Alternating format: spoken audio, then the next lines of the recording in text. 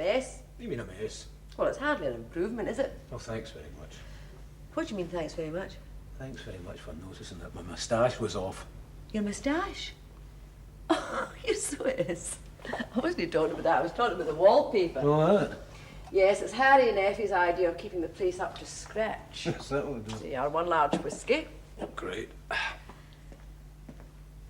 Here, you've downed that and you haven't even paid for it. Ah, well. Here you are. And set up another one. There you are. I thought we were off the hard stuff. I'm off the back shift and I'm feeling thirsty, and this is still a pub despite the wallpaper. It's a lounge bar, Harry. Come on, you've got the money. Settle it. Okay. What's it all about, Todd? What's what all about? You getting drunk? Look, a man's entitled to get drunk if he wants. It's a free country. Well, it used to be before they started building the new town. Hey, you're not getting drunk over the new town, surely. I'm not getting drunk, I'm just having a wee drink. Anyway, who cares about the new town? You all voted for it, you all voted for your destruction. Oh, I'd hardly say that. I'd hardly say that. You'd hardly say that. I mean, who are you? You voted against me, didn't you? Well, I did vote in the council elections, but who I voted for is between me And and... the ballot box, so that's the right answer. But you didn't vote for me, you voted for Alec Ross, and that means you voted for the new town. Well, I don't think that's all bad. Well, your wife, Effie, you flew me up. Well, she would hardly agree. And this time I think she might just be right. I can just see it, a motorway, right through your lounge, new wallpaper and all. Lost the election, didn't he? Drowning his sorrows, isn't he? Oh, well, a lot there. In the name of the wee man, what's happened to this place? New wallpaper? Oh, very tasteful, Harry. Looks like the back room of a Turkish harem. Oh, Sandy. Right, Todd. Aye. There they are, the Garnock Heavy Mob. The new town architects. Puffin Billy Mingus and take your eyes off him, Hewitt. You're going to have someone else to watch now, Todd. The head of the new town's just arrived, and it's another Englishman. Oh, I see what they're doing. Englishmen. They're wrecking my town. Oh, I see they've laid the foundations for the new houses in Caledonia Road. And I also see the new town offices rearing their ugly heads. Are you still on that? On it, he's never off it. Something to beef about. Oh, somebody's got to beef about it. Before this guy and his new boss build us a giant slum, they're a lot of crooks. Hey, look, just take it easy, Todd. I mean, just 'cause you get beat in the election, son, there's no need to take it out on the boy here. It's all right, Sandy. I'm not bothered. Oh, you should be. You and your trade union turncoat pal here. I'll bet you're making a packet. I'm just the boy to take it out of your hide. Hey, how would you like to take it out of my hide, Oh, watch son? it, Sandy. Relax, There you go, Sandy. you mug you. It's all right. I know how to handle Todd. Oh, you do you? You know how to handle me, eh? Come on, then, show me. Show me how you're Now, going to look handle here, me. Todd, Just get back to this, Harry. Come on. I want to see what Mr. Hewitt's going to do. Show me. All right, Todd, I'll show you. I'm going to buy you a drink. What? Same again for Mr. Baxter and a pint for Sandy and me. Oh, just a minute. Coming up. All right, Todd? Oh, all right. If you're paying for it. But mind you, I'm not taking back what I said. No, but I thought you'd agree with me it's more civilized to have a drink than a fight. Aye, especially in the back room of a Turkish harem. 8, 10, 12, 14. OK, that's all the dough money, right? Well, look, that's a couple of quid. That's for beer money, OK? I don't want it. Oh, no, look, you're taking it. Ever since my first job, I've paid my way in this house. Well, you were working then. And you'll be working again, Hugh. A nice Now, job. look, Mum, let's face facts. I'm not very bright. I'm not the intelligent one. You can look to Johnny in Edinburgh for that. He'll be a lawyer or something one day. You are so bright. But there is one thing I'm good for, and that's mining. No. What do you mean? No, it's a good job. Look, I'm a good face worker, always have been. There's nothing wrong in that. In fact, it's one thing left I've got to be proud of. Hugh. Now, when there's a vacancy over in Roxburn, I'll go for it. But it's dangerous. I mean, look at the time you were stuck down there with Todd Baxter. Well, that happens once in a blue moon, and I survive. Well, but there's nicer jobs. Mum, when are you going to face facts? You are a snob. Hugh. No, it's true. No, I love you and all that, but you're a snob. I mean, you've pushed Dad all his life. Now, you've no right to say that. Just stop it now. Oh, right, then let's just stop arguing and take the money. I'll get your lunch. Well, look, I'm not hungry. I'm just going out for a walk. It's all right just to work up an appetite and, well, think things over.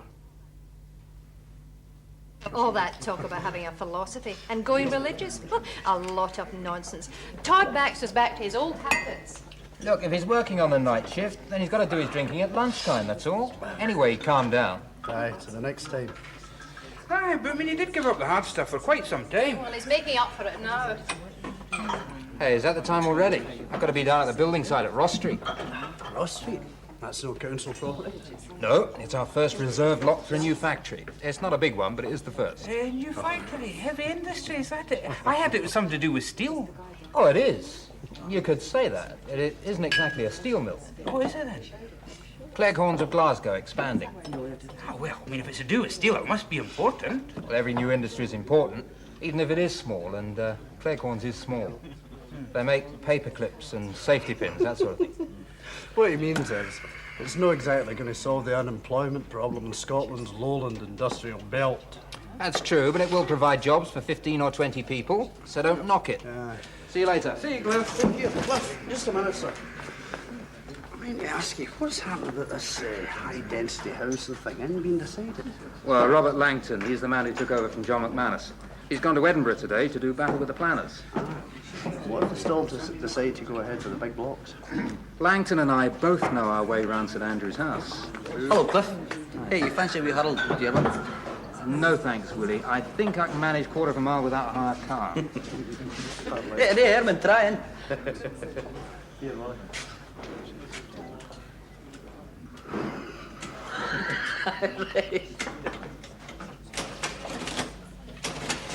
I'll thank you not to tout for custom in my lounge bar. Lounge bar. It looks more like the back room of a Turkish harem. Wally! Now, that's enough of that. I'll have you know that this is only the beginning of a big redecoration process. How's business, Wally? Oh, I'm getting a wee turn, Harry. I'm getting a wee turn. As a matter of fact, if it keeps up, I might even make some money. Got Harry Watson running Cliff's boss, Langton, through to Edinburgh. Oh, I thought he would have had a car of his own. He's got one of his own, but it's out of action. Apparently some kids got to it the other day and did a bit of the old vandalism, you know, opened the bonnet, ripped out wire. Oh, that's terrible. I know. Can't understand it. Doesn't make any sense. Aye, I mean, there's too much of that these days. No, the police should do something. Oh, what can the police do, Harry? They haven't a clue who it is. Well, it's none of the local lads, because they're good blokes. Some of them. Some I wouldn't trust as far as I could throw them. What's Designer been in? Oh, no, so far. It's funny, I was supposed to say... Ah, there she is, my wee pet kitten. And there's my big tomcat. Isn't that disgusting? And him not even divorced. Leave them alone, they're in love. Well, at their age, they should know better. My. This place looks different, eh? Just like the back room of a Turkish bath. What do you want to drink now? We gin and tonic. A gin and tonic, please, Euphemia, and I'll have a half pint. And after this, I'm taking you straight home for your lunch. What we having? Bangers and mash. Oh, great, it's my favourite. She's great at the bangers and mashes, my wee Aina. Flattery, eh? You know, I remember the day, Willie McLean, when sausages were working you up for an ulcer. Or so you informed everybody. 63 pence, please. Aye, that's right. I remember that fine, Wally. Listen, it was the cook in these days that gave me the ulcers. I'd like to remind you that your wife, Agnes, is a friend of mine, and I won't hear talk like that in this hotel. My ex-wife, to be, you mean? Ah, well, maybe it wasn't the old Agnes. Maybe it was the quality of the sausages. You see, the quality of sausages is different these days. It's like manna from heaven falling upon my healthy stomach. What a horrible thought. Here, that reminds me. That lawyer pal of yours phoned today. He said that the divorce might not take as long as we thought it would, eh? Agnes might be his ex even sooner. That's great, isn't it? Aye, marvel. Listen, maybe she wants to get married again. Oh, Effie, No. have you heard anything about Agnes? The occasional postcard? Has she, got a new fella? Oh, well, Oh, come on, you can tell me. Well, even if I knew, I'd do no such thing. Bet she has. I bet she has, and I bet she's told you. Did you not see her the last time you were through, Ned? Do you think I'd tell you? What's all the secrecy about? No, unless, of course, you've got a new fella yourself. What about that, Harry? Agnes and Effie making up a foursome. Harry, will you stop him going on? You could be in luck, Harry. You could really be in luck. I'll tell you how to go about getting a divorce. Think of all the fun you can have when you're a free man, you know? Especially when you've got the place done up like a Turkish harem. Wally!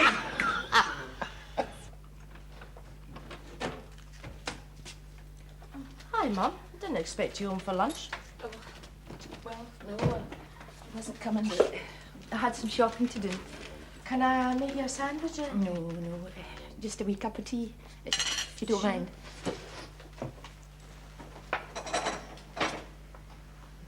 I actually had a bit of a headache. I went to the chemist to give me some aspirin. Oh, you looked a bit pale. Is your head bad? No, it's all right now. Right, there you go.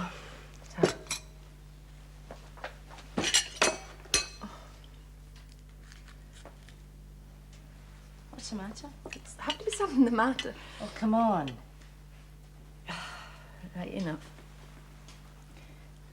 I met your father. Was that all?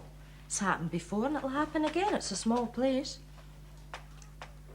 Come on, Did now I tell me just what matter? happened.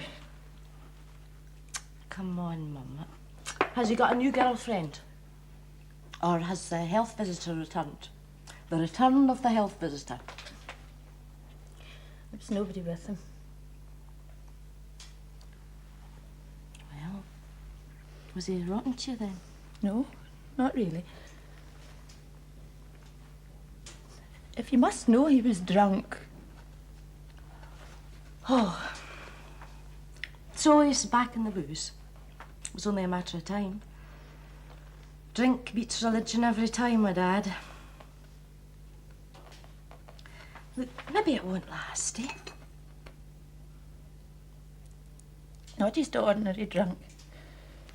Not the way he used to get, shouting, showing off. This time it was different. Different? He was so drunk, I don't think he recognised me when I helped him up. Helped him up? He'd fallen down in the gutter. Oh, from the look of him, it wasn't the first time today. He was filthy. He just kept on swearing. It's true, Mary. I'm sure he didn't know who I was.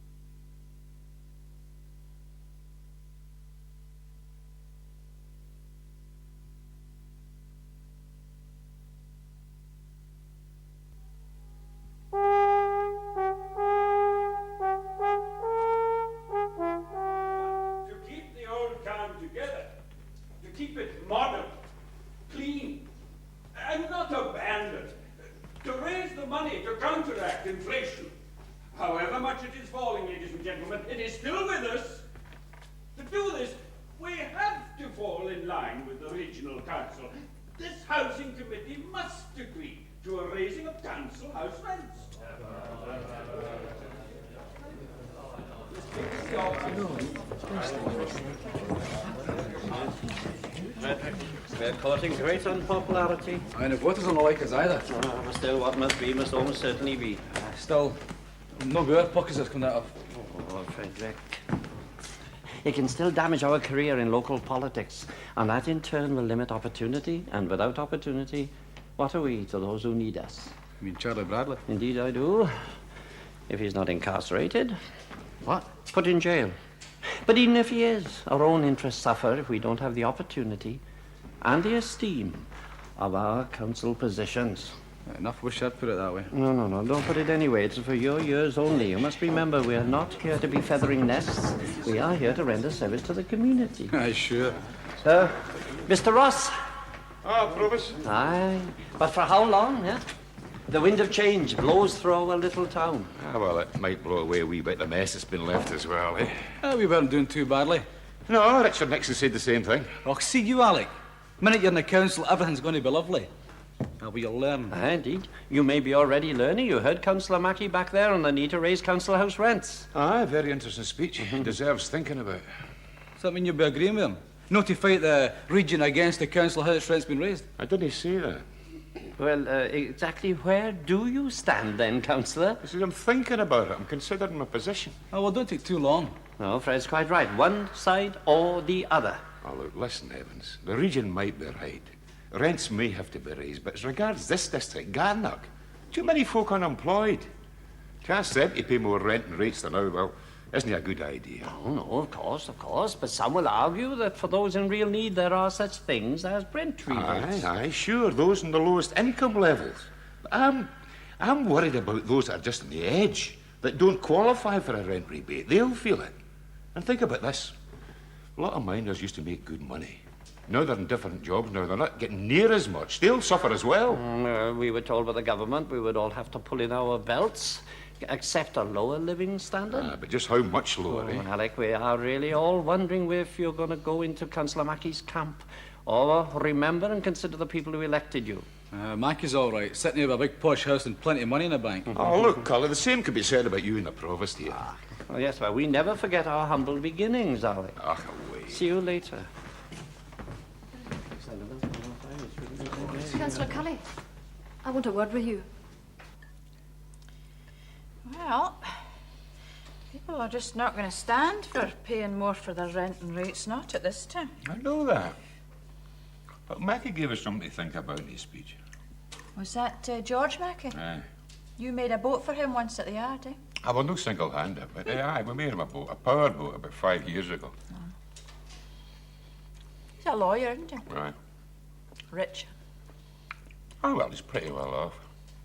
He's something else. He's an honest councillor. Well, so are you. Without being well off. Oh, so are most of them, you know. Just a bit short-sighted. And then there's Cully and the provost and his gang. Aye. They're not so honest, eh? In for what they can get. Oh, they'll oppose the rise in the council rents, all right, but for the wrong reasons. Just to stay in the council, keep people on that they're doing it for the working folk. And how are you going to vote on that? Oh, that's a question. I just don't know. Oh, that'll be Hugh. I'll get his tea. Listen, mind what I told you. You What? have a word with him, eh? Oh, Jean, I've enough to think about it now. He's your son. Aye, all right.